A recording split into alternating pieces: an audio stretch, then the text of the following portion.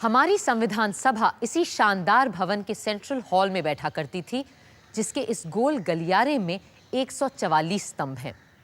पर क्या आप जानते हैं हमारे संविधान के कितने स्तंभ हैं? कहा जाता है कि भारत का संविधान 3 सुतूनों पर टिका हुआ है। The 3 pillars of our democracy are the legislature, the judiciary and the executive. संसद, न्यायपालिका, कार्यपालिका। वैसे आजकल एक चौथा सुतून भी माना जाता है, मीडिया। सबसे पहले सन 1942 में समाजवादी अर्थशास्त्री और गुजराती नाटककार प्रोफेसर के.टी. शाह ने संसद, न्यायपालिका, कार्यपालिका की इस त्रिवेणी की बात अपने एक नोट में की थी।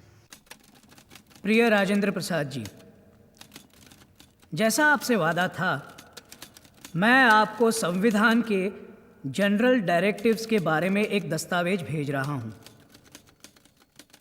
जो पिछले जून में पंडित जवाहरलाल नेहरू के कहने पे मैंने तैयार किया है। इसमें अमेरिकन,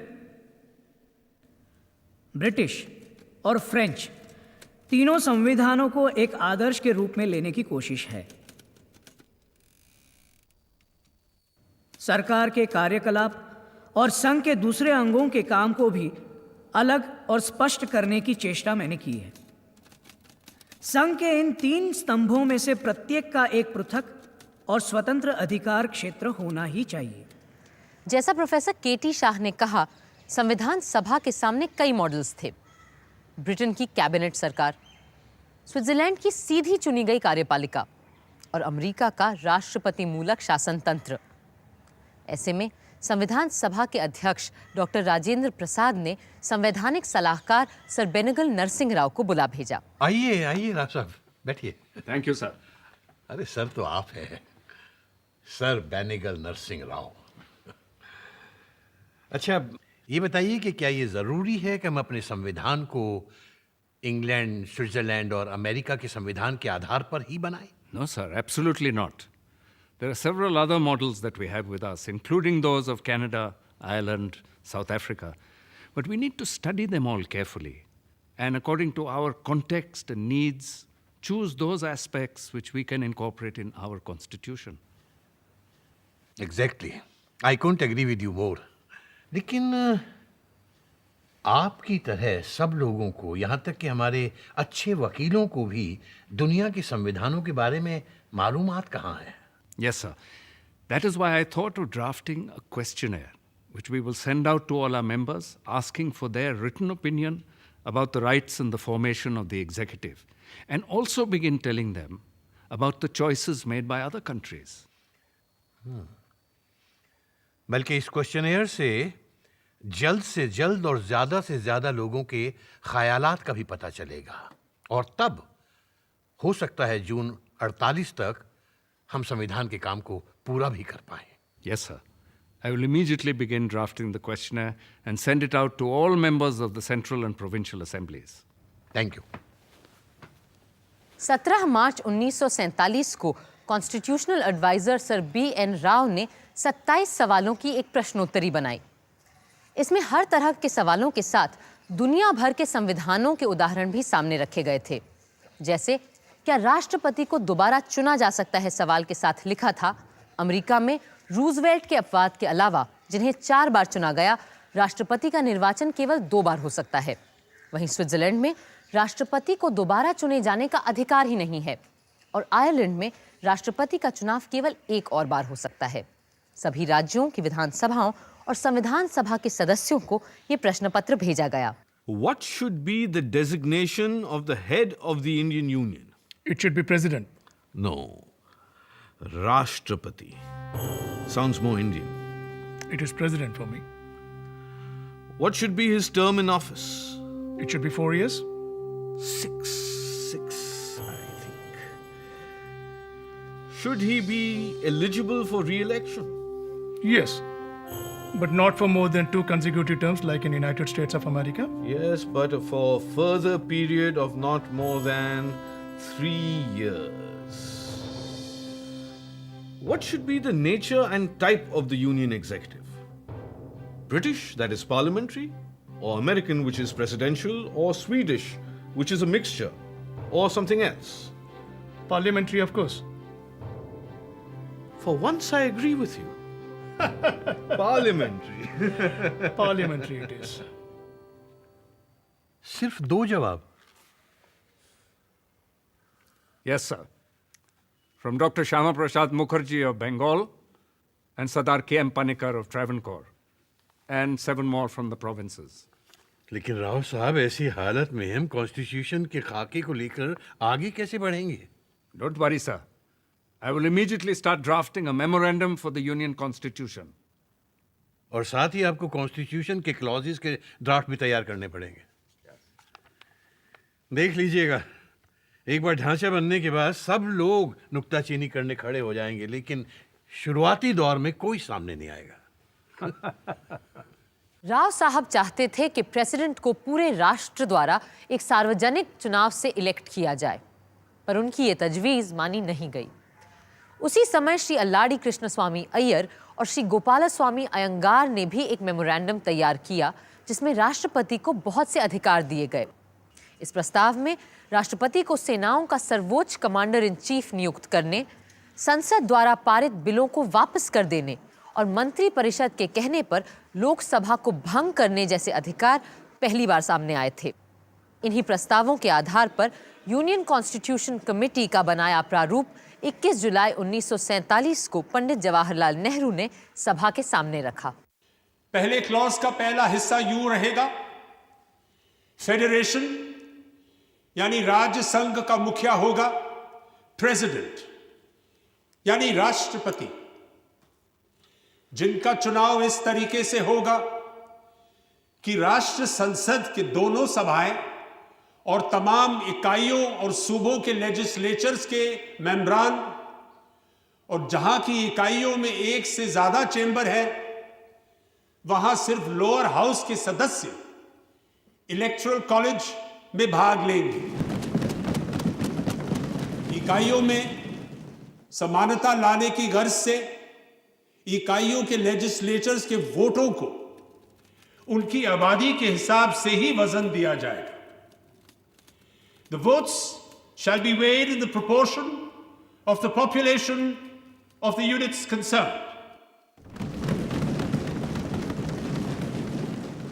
अब जनाब, एक मुद्दा जिसके बारे में हमें शुरू से ही फैसला करना होगा वो है कि हम किस किस्म और आकार की सरकार चाहते हैं, उसकी बनावट क्या होगी। क्या ऐसी सरकार होगी जिसमें जिम्मेदारी मंत्रिमंडल की होगी, या अमेरिका की तरह जहां सदर की ज्यादा अहमियत होती है और अपने मंत्री वो संसद से नहीं बल्कि खुद अपनी मर्जी से बाहर से नियुक्त करता है।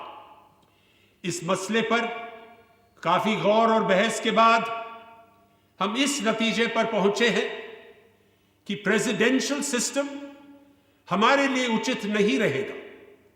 अव्वल इसलिए कि हम मंत्रिमंडल पर जोर देना चाहते हैं, और जहां जिम्मेदारी भी संसद, काबीने और मंत्रियों की होगी, ना कि राष्ट्रपति की।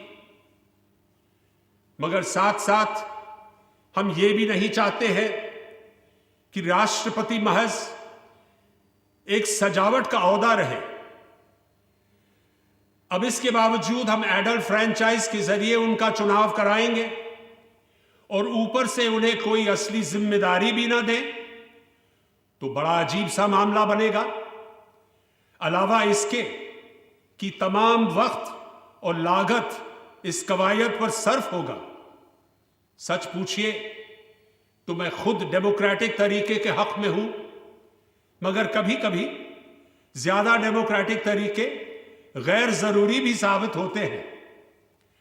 और अगर हम इतने बड़े पैमाने पर चुनाव कराएंगे तो हमारा सारा वक्त इसी में जाया हो जाएगा कि बस हम चुनाव ही चुनाव और उसकी तैयारी करते रहें, और किसी और काम के लिए हमारे पास वक्त ही नहीं बचेगा। पंडित नेहरू ने यह भी कहा कि असल में तो अच्छा होता अगर राष्ट्रपति किसी पार्टी, किसी दल का ना होता, पर शायद व्यावहारिक रूप से यह संभव ना हो पाए। पर इतना आवश्यक है कि चुने जाने के बाद राष्ट्रपति किसी दल विशेष का नहीं बल्कि पूरी निष्पक्षता से सारे देश और संविधान का रखवाला हो जाए। आज भी यही परंपरा जारी है। उधर डॉक्टर राजेंद्र प्रसाद के मन में कुछ शंकाएं अभी भी थीं। राव साहब, द क्वेश्चन इज कि क्या राष्ट्रपति के पास मंत्रिमंडल द्वारा भेजे गए बिलों को स्वीकार करने या अस्वीकार करने का अधिकार होगा या नहीं होगा? In my opinion, no. और अगर वो बिल संविधान के खिलाफ जाता हो तब भी ये बात लागू होगी? Sir, if the president, in some particular case where his view differs from that of his ministers, but accepts their views in deference of the convention, and that act should result in a breach of the Constitution, then the responsibility for that lies with the ministers and not with the president. और अगर no party has a majority in the house और ऐसी collision सरकार चुनाव हार जाती है, तो क्या तब भी प्रेसिडेंट को उस मंत्रिमंडल की सुननी पड़ेगी बनिस्बत इसके कि वो उसको डिसॉल्व करके एक नए प्रधानमंत्री को खड़ा कर सके? That is a difficult one, sir. But I think that a defeated ministry has no right to be advising the president in the selection of a new prime minister. और अगर वो प्रधानमंत्री जो खुद जनता का विश्वास खो चुका है राष्ट्रपति को सदन भंग करने की सलाह नहीं देता, तो क्या राष्ट्रपति उसकी मर्जी के खिलाफ जाकर सदन को भंग कर सकता है? Yes. In such circumstances, the president may select a new prime minister who is able to carry parliament with him. मैं बस यही दुआ करूंगा कि कभी किसी राष्ट्रपति के सामने ऐसी नौबत ना आए कि उसे कभी कोई ऐसा दिन देखना पड़े। मंत्रिमंडल संसद के सदस्यों से चुना जाए या मंत्रियों का चुनाव सीधे जनता द्वारा किया जाए या मंत्रियों को अमेरिका की तरह चुने जाने की जरूरत ही ना हो और वो केवल सरकार के मुखिया की मर्जी पर मंत्री बन सके। इस बात पर एक बार फिर बड़ी बहस शुरू हुई दिसंबर 1948 में। Mr. Vice President, I beg to move कि कैबिनेट में 15 मेंबर होने चाहिए जो पार्लियामेंट के दोनों हाउसेस अपने आपस में से चुनेंगे और इन 15 मेंबर में से फिर आपस में प्राइम मिनिस्टर चुनेंगे। दोनों चुनाव प्रोपोर्शनल रिप्रेजेंटेशन के तरीके से होगा जिसमें एक ट्रांसफरेबल वोट हुआ करेगा। मैं ये और कहना चाहूंगा कि जिस तरह की डेमोक्रेसी उस सिस्टम में पाई जाती है जिसे हम पार्लियामेंट्री डेमोक्रेसी कहते हैं, असल में डेमोक्रेसी है ही नहीं। आइंदा की सियासत का मेरा तस्वुर है non party politics. Sir, Switzerland में जब पार्लियामेंट के मेंबर का चुनाव होता है उसके बाद वो कैबिनेट के मिनिस्टर्स का भी आपस में चुनाव करते हैं। वहां एक पार्टी को सरकार बनाकर दूसरी पार्टियों को दबाना या उन्हें सताने का सवाल ही नहीं उठता। क्या आप मुझे ये बता सकते हैं कि स्विट्जरलैंड कोई देश है या कोई शानदार अंतरराष्ट्रीय hotel? You need not answer that question, Mr. Mehboob Ali Beg. The next amendment is in the name of Professor K.T. Shah. Sir, I move कि आर्टिकल 61 के क्लॉज 1 में with the prime minister at the head को हटा देना चाहिए।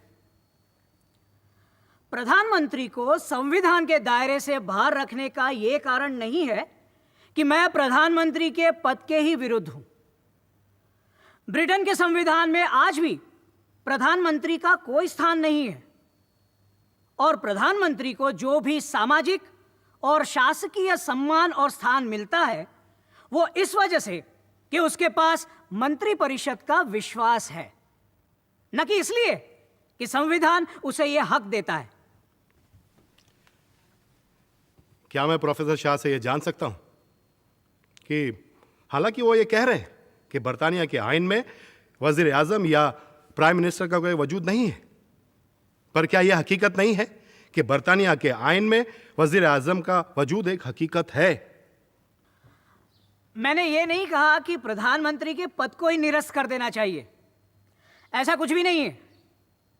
मेरी मंशा सिर्फ इतनी है कि संविधान में हमें कैबिनेट के सारे मंत्रियों को बराबर का दर्जा देना चाहिए और किसी को भी अधिक महत्व नहीं देना चाहिए। इससे कैबिनेट की जिम्मेदारियों में एक फ्लेक्सिबिलिटी भी बनी रहेगी, जो अभी वहां नहीं है। मुझे यह भी प्रस्ताव रखना है कि जब भी कोई मंत्री और खास करके प्रधानमंत्री बदला जाए तो उसे पूरे संसद के सामने प्रस्तुत किया जाए और उस व्यक्ति पर सदन का विश्वास मत लिया जाए। और यदि कोई यह विश्वास मत प्राप्त करने में असफल रहे तो उसे तुरंत हटाकर उसकी जगह किसी और को नियुक्त किया जाना चाहिए।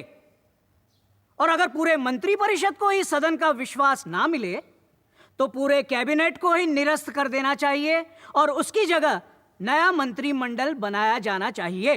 जाहिर है ऐसे प्रधानमंत्री और कैबिनेट के बारे में संशोधन प्रस्ताव पारित नहीं हो पाए, लेकिन राष्ट्रपति के चुनाव को लेकर बहस बहुत बाद तक जारी रही और सन 1948 के अंत में संविधान सभा में प्रोफेसर केटी शाह ने एक अनुमोदन प्रस्ताव के जरिए फिर से ये मुद्दा उठाया। सर, मेरा अभी भी यही विचार है कि हम बहुत बेहतर व्यवस्था बनाएंगे अगर हम राष्ट्रपति का चुनाव सीधे सीधे सारी वयस्क जनता के वोट से करें, ना कि उस तरह घुमा फिरा के जैसा कि हम करने की सोच रहे हैं। आखिर यह भी तो सोचिए कि आपकी संसद कभी भी भंग हो सकती है, जबकि राष्ट्रपति का चुनाव एक सुनिश्चित अवधि के लिए होगा। इसीलिए मैं इस व्यवस्था की बात कर रहा हूं और आशा है कि आप इसे स्वीकार करेंगे। Sir, the constitution before the House is a parliamentary system where the government is carried on not directly but by the duly elected representatives of the people. And in consonance with that principle, the framers of this constitution have wisely made the presidential election an indirect election and not a direct one as Professor Shah envisages. Sir, the whole question turns upon one issue. That is, who is going to be responsible to the people of the country with regard to the administration? A president coming through the direct vote as such has an independent existence outside the sphere of the parliament. And sometimes, as honorable members may have seen, conflicts do arise between the parliament and the president. Sir, it makes the smooth working of the machinery very difficult. The Union Committee has given due attention to this question, and therefore, the amendment may be rejected. Sir, turning to the amendment of Professor K.T. Shah, the matter in my judgment requires to be considered by the point of view of the size of the electorate. Let me give the House some figures of the total electorate that would be involved if we accepted Professor Shah's amendment. So far as the figures are available, we altogether are 317 million people for the whole territory of India. Assuming that the adult franchise entitled to vote will be about 50% of the whole population, the electorate will consist of 158.5 million, that is 15 crore and 85 lakh voters. Let me give figures involved in the American elections. The total electorate involved subject to correction is 75 million. That is less than half of what we are talking about here. The size of the electorate, therefore, in my judgment, forbids us from adopting adult suffrage in the matter of presidential election. We have provided that the president shall be elected by the members of the legislatures of the states and the two houses of the parliament who themselves are elected by adult suffrage. I therefore oppose the amendment.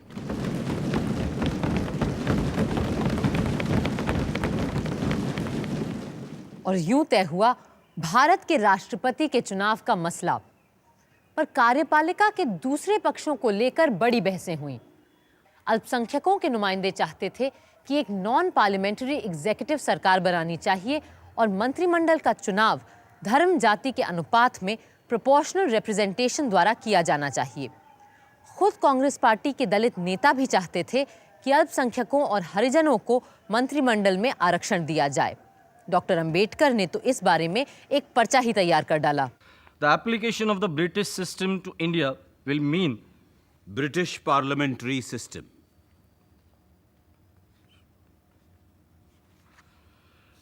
Application of British parliamentary system to India will mean that the cabinet is formed by the majority party. Although in England this would mean a political majority. In India it will be... In India, the majority is a communal majority. No matter what social and political programs it may have, the majority will always retain its character of being a communal majority.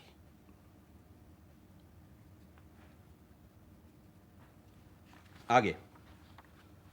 The majority in Britain is under no obligation to bring representative of the minority communities into the cabinet. But in India, this will be wrong. No. Likho.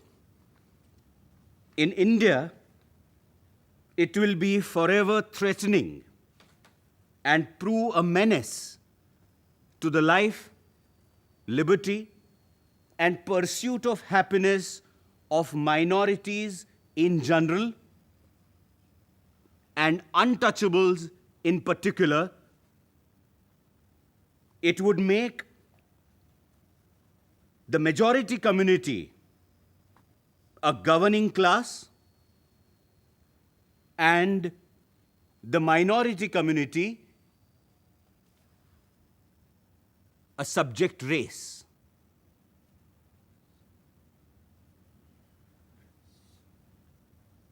अब इसे print करने के लिए भेज दो। जी सरदार, मुस्लिम league और अंबेडकर साहब की तो बात समझ में आती है, लेकिन अब अपने जगजीवन बाबू भी चाहते हैं कि कैबिनेट में माइनॉरिटीज और बैकवर्ड्स को रिजर्वेशन दिया जाए।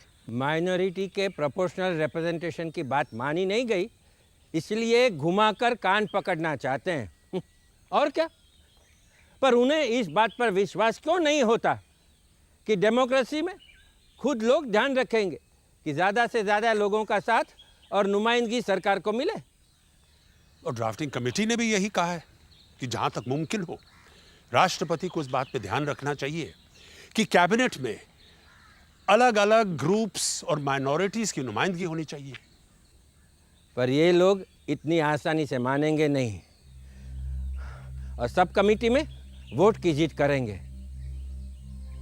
पार्टी की तरफ से व्हिप जारी करना होगा इस बारे में। बात बात पर व्हिप जारी करना ठीक नहीं है। प्रस्ताव पर वोट होगा तो देखा जाएगा। जब डेमोक्रेसी अपनाई है तो वोट से क्या डरना। लेकिन एक बात जो सबको समझनी चाहिए, किसी भी आईन में सब बातें लिखी नहीं जा सकती।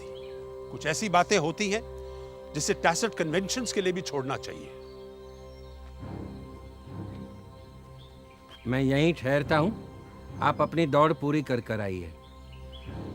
हमें अपने आप, अपने मुल्क और अपनी सरकार पर भरोसा करना सीखना पड़ेगा।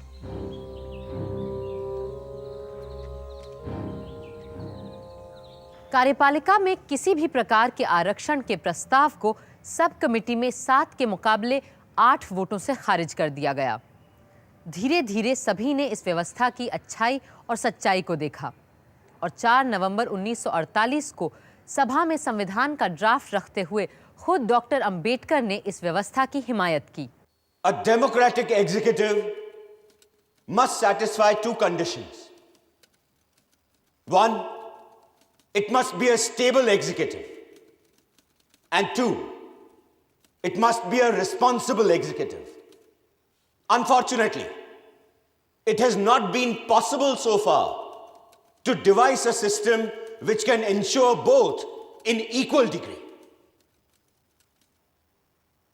What the draft constitution proposes is the parliamentary system. The draft constitution places a functionary at the head of the Indian Union who is called the President of the Union. The President of the Indian Union will be generally bound by the advice of his ministers. He can do nothing contrary to their advice. The ministers under the Indian Union are members of Parliament. Only members of Parliament can become ministers. अगर हम अपने यहाँ non parliamentary executive को लेकर आएं तो cabinet के लोग नेशा खातिर होकर आराम से अपना काम कर सकेंगे, वरना अपने वजूद के लिए अपने हिमायतियों के रहमो करम पर रहना पड़ता है। और इसीलिए पार्लियामेंट्री एग्जीक्यूटिव में सरकार कमजोर पड़ जाती है और वजीरों को अपने फिरके, कौम या जात के हिमायतियों के भरोसे पे कायम रहने पर मजबूर होना पड़ता है।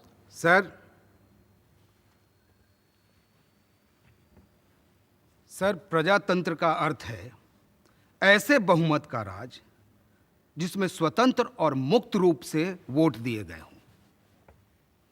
पर हमारे देश में ऐसा देखा जाता है कि वोट स्वतंत्र नहीं होते, बल्कि कुछ लोगों के प्रभाव में डाले जाते हैं, और जैसे ही वोट प्रभावित हुए प्रजातंत्र समाप्त हो जाता है।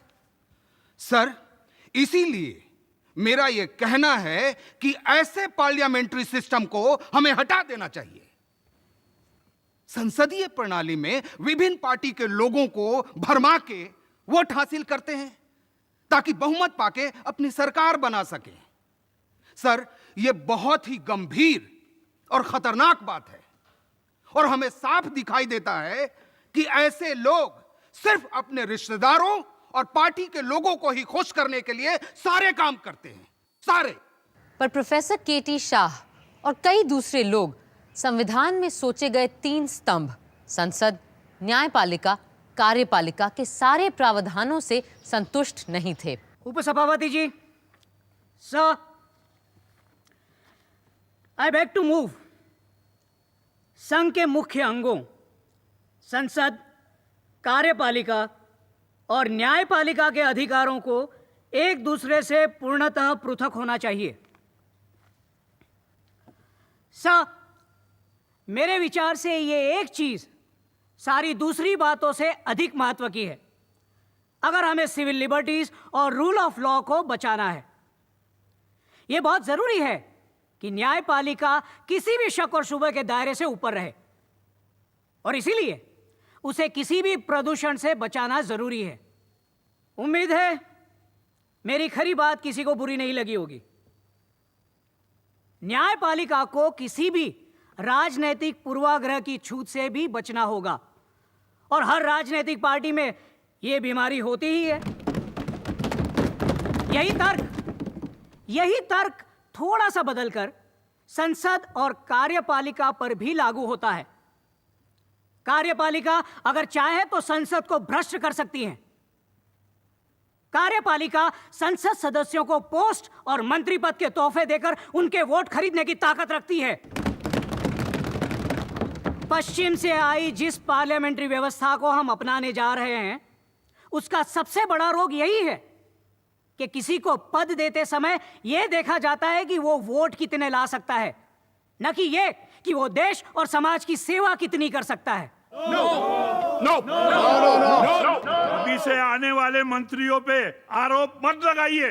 मुझे पता है कि मेरी आवाज यहां नक्कार खाने में तूती की आवाज की तरह है, पर फिर भी मैं अपनी बात आपके सामने रखूंगा और यही कहूंगा कि हम कोई बहुत स्वस्थ परंपरा नहीं डाल रहे हैं। हम सबके लिए और देश के लिए यही अच्छा रहेगा कि हम एग्जीक्यूटिव, जुडिशरी और लेजिस्लेचर के तिगदे को किसी एक सर्वशक्तिमान कैबिनेट की जकड़ से बाहर रखें। पर दूसरों के ख्याल भी दूसरे थे। Sir, I oppose the new clause. My main reason is that this House is wedded to a parliamentary system of democracy. And this new clause is out of place in such a constitutional structure. व्यक्तिगत तौर पर मुझे लगता है कि यदि उन पर छोड़ दिया जाए तो डॉक्टर अंबेडकर अमेरिकन तंत्र को ही पसंद करते, और बहुत हद तक मैं उनसे सहमत भी हूं कि हमारी मौजूदा संसदीय प्रणाली में बहुत सारी कमजोरियां हैं। हमने कितने ही सूबों में देखा है कि कैसे राजनीतिक पार्टियों के मंत्री 4-4, 5-5 सदस्यों के दलों को घूस देकर खुश रखने की कोशिश करते हैं ताकि उनका बहुमत और उनकी सत्ता बनी रहे। शायद ये हमारी गुलामी है कि हम ब्रिटिश सरकार के तंत्र को अपनाने में ही लगे हुए हैं, उसी कोशिश में लगे हुए हैं। यदि ऐसा ना होता तो हमने अमेरिकन सिस्टम को अपनाया होता। वहां जुडिशरी और लेजिस्लेचर और एग्जीक्यूटिव एक दूसरे से बिल्कुल स्वतंत्र हैं। वहां की संसद देश के भले के लिए कोई भी कानून पास कर सकती है और उस कानून को मानना राष्ट्रपति की जिम्मेदारी हो जाती है, जबकि हमारे संविधान में सदन के नेता को पूरी संसद से बहुमत लेना पड़ता है और संसद सिर्फ उन्हीं कानूनों को पारित करेगा जो बहुमत वाली पार्टी को सही लगते हैं।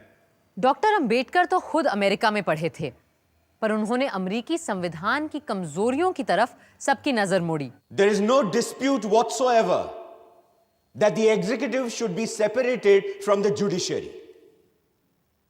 With regard to the separation of the executive from the legislature, it is true that such a separation does exist in the Constitution of the United States. But if my friend Professor Shah had read some of the recent criticisms of that particular provision of the Constitution of the United States, he would have noticed that many Americans themselves were quite dissatisfied with the rigid separation embodied in the American Constitution between the executive and the legislature. Shri KM. Munshi doctor Ambedkar की हिमायत में खड़े हुए। दो कार्यपालिकाओं के बीच, यानी कि एक American model और दूसरे ब्रिटिश मॉडल के बीच चुनाव का सवाल ही कहां उठता है। ब्रिटिश मॉडल को ही सबने चुना है, सबने उसकी तारीफ की है, यहां तक कि खुद अमेरिकन कॉन्स्टिट्यूशनल एक्सपर्ट्स ने भी माना है कि यही कार्य प्रणाली आज के मॉडर्न युग यानी कि आधुनिक समाज के लिए बेहतर है। इसके अलावा हमें यह महत्वपूर्ण बात नहीं भूलनी चाहिए कि पिछले कमोबेश 100 सालों में हिंदुस्तान में हमने ब्रिटिश संविधान के कानून को ही मानकर काम किया है और हमारे कॉन्स्टिट्यूशनल ट्रेडिशंस धीरे धीरे पार्लियामेंट्री ही बन गए।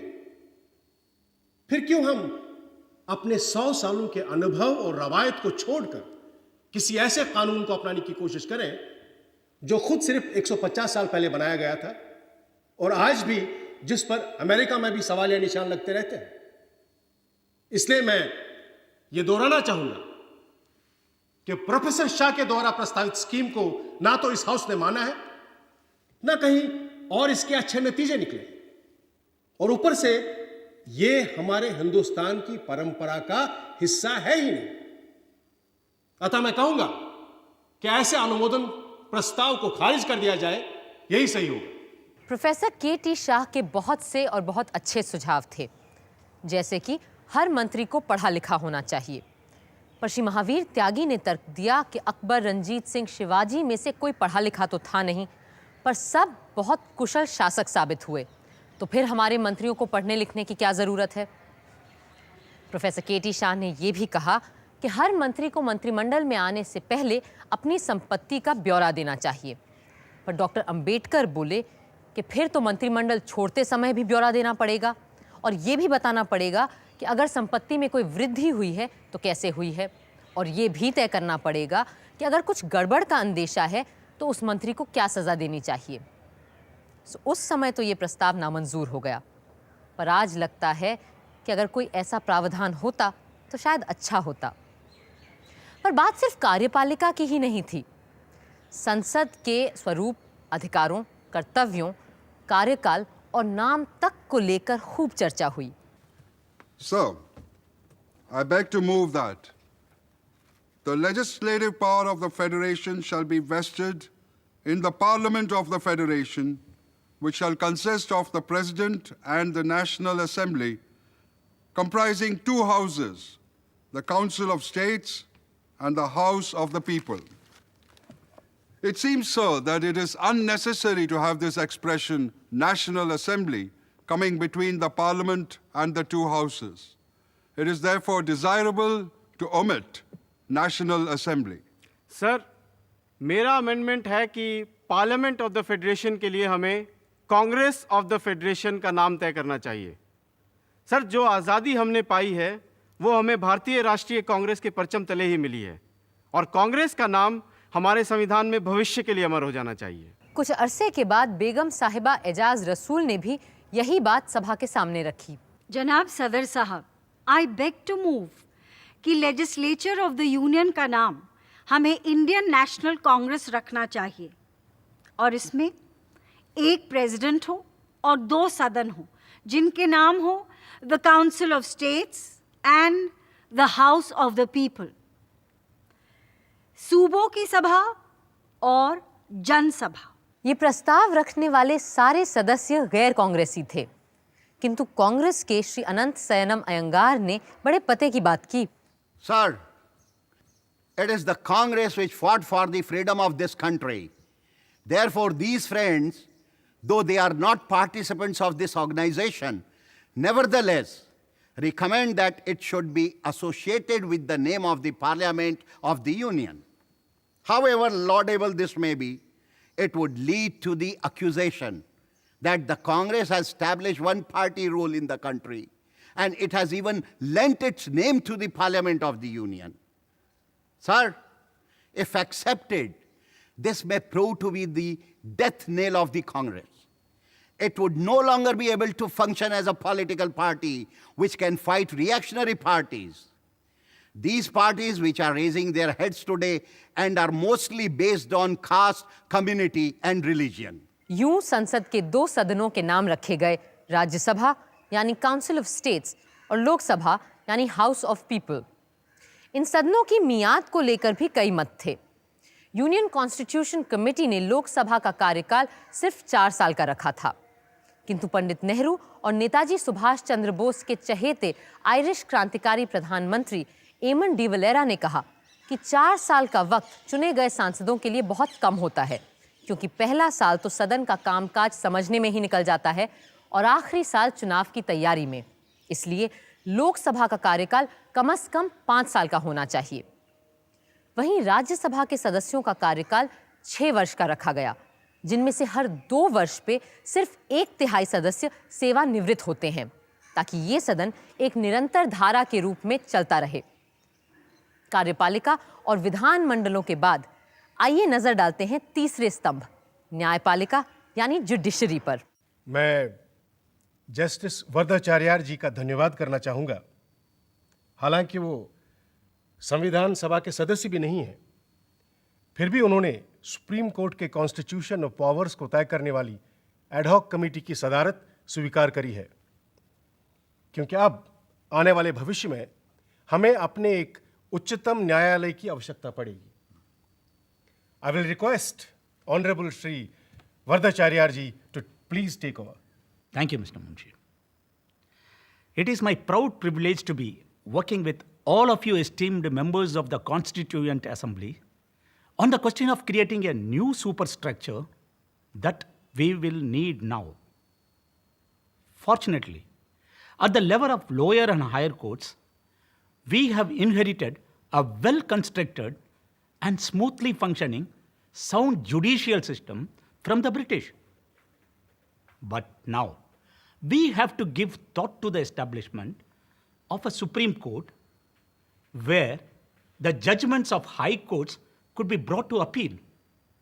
This apex court will also have to play the roles of an adjudicator between the provinces and the princely states when needed. My old friend from Madras High Court, where I served as a judge for some time, Alladi Krishnaswamy Iyer, is here. I know that he has given judicious thought to these issues. Mr. Iyer? Thank you, Your Lordship. Old habits die hard. That is how I have been addressing Sri Vardacharya for many years now. But I also know that we are here precisely to break old habits and make new conventions. Now, this new body, this Supreme Court, this whatever we may decide to name this APEC constitutional body, apart from being the highest platform for appeals, will have in its power and purview the necessary means to safeguard fundamental rights of every citizen of free India. That soon we will have. And unlike the Privy Council, this Supreme Court should also have the mandate and the authority to examine the constitutionality of any legislation that our parliament may make in the future. Supreme court न सिर्फ हमारे संविधान का रखवाला और खैरखा होगा, बल्कि वो हर भारतीय को वो समान अधिकार भी प्रदान करेगा जिसके लिए सदियों से अंग्रेजों की अधीनता और रजवाड़ों की गुलामी में हम तरसते रहे। हमारा उच्चतम न्यायालय उस सामाजिक क्रांति का वो धारदार हथियार भी होगा जो पुरानी बेड़ियों को काटकर हमें मुक्त करेगा। And yet, this Supreme Court must not busy itself only with the rights debate. It must not concern itself only with the life and liberty of the individual, but include within its scope criminal appeals, civil cases, and financial matters as well. Only then will it become our Supreme Court in the real sense of the term. यूं नींव पड़ी एक नई न्यायपालिका की, पर जहां तक संसद और न्यायपालिका के बीच के अंतर संबंधों का सवाल था और दोनों में से कौन छोटा कौन बड़ा का प्रश्न था, 13 दिसंबर 1948 को एक बड़े पते की बात की डॉक्टर B.R. अम्बेडकर ने। Now to the question of the relationship between the legislature and the judiciary. In a federal constitution, it is always open to the judiciary to decide whether any particular law passed by the legislature is ultra-virus or intra-virus. In other words, the judiciary would be endowed with the authority to question the law, not merely on the ground whether it was in excess of the legislature's authority, but also on the ground that whether the law was a proper law. It may be a perfectly good law, but if it violates the fundamental principles, the judiciary would have the power of declaring it invalid.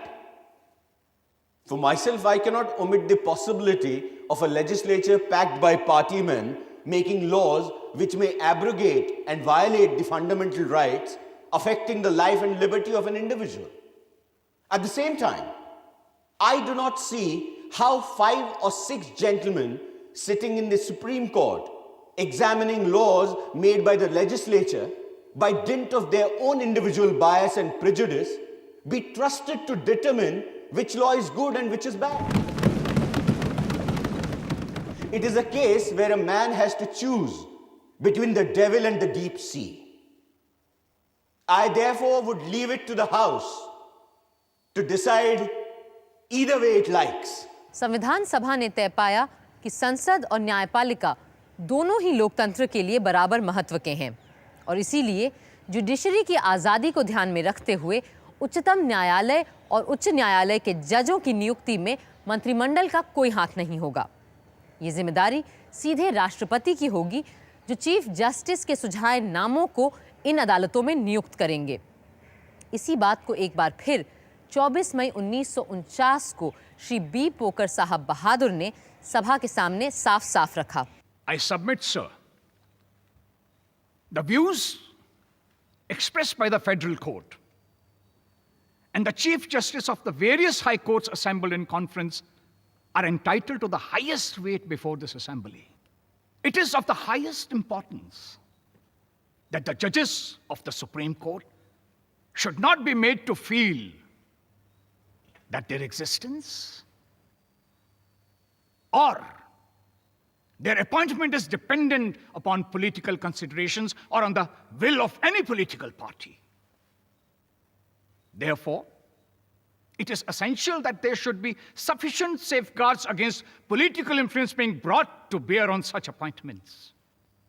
Therefore, I submit, sir, that it is of the highest importance that the President must not only consult the Chief Justice of India, but also obtain his concurrence on the appointment of his colleagues, the judges of the Supreme Court. It cannot be denied that the judiciary should be above all political parties and above all political consideration. इन सारे नियमों के बन जाने और न्यायपालिका का स्वरूप तय हो जाने के बाद विद्वान वकील और संविधान सभा के सबसे सक्रिय सदस्यों में से एक श्री अल्लाडी कृष्णस्वामी अय्यर ने संविधान सभा को संबोधित किया। अरे बैठिए बैठिए, आप बैठकर ही बोलिए। The Constitution has accorded the proper place to the judiciary as it should be in a written and especially in a federal constitution. The Supreme Court in India, under the Indian Constitution, as this House is aware, has wider powers than the highest court in any known federation, including that of the United States of America, where the Supreme Court is not a general court of appeal. It is the ultimate arbiter in all matters involving the interpretation of the Constitution.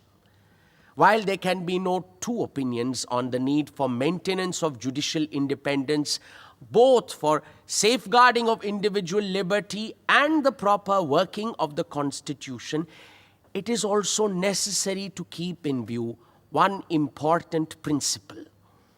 The doctrine of independence is not to be raised to the level of a dogma so as to enable the judiciary to function as a kind of super legislature or super executive.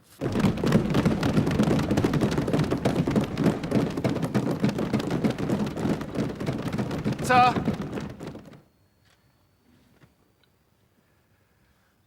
my friend, Mr. Aladi Krishnaswamy Iyer pointed out, and rightly so, that the judiciary should not place itself as an imperium in imperio.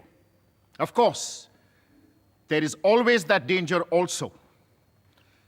When people talk of separation of power, this separation of power may be made in such a way that the judiciary may be invested with immense power, that it might eventually lead to the breakdown of the government of the day, which I believe is not the case in our constitution.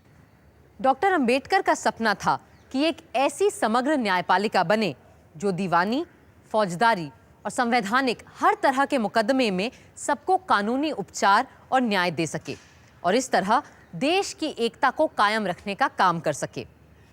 आज वो सपना एक हकीकत है। कुल मिला के विधानमंडल, न्यायपालिका, कार्यपालिका की इस त्रिवेणी ने एक ऐसा बेजोड़ अटूट जाल बुना, सीमलेस वेब, जो हमारे दुनिया के सबसे बड़े लोकतंत्र को संभालने, बांधने और पालने का काम कर रहा है।